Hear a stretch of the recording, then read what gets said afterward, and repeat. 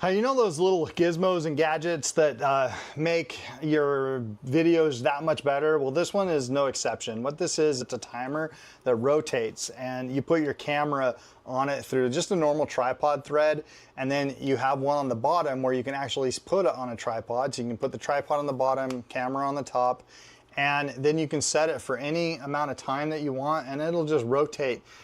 It'll rotate 360 if you want, or rotate back and forth over a time lapse.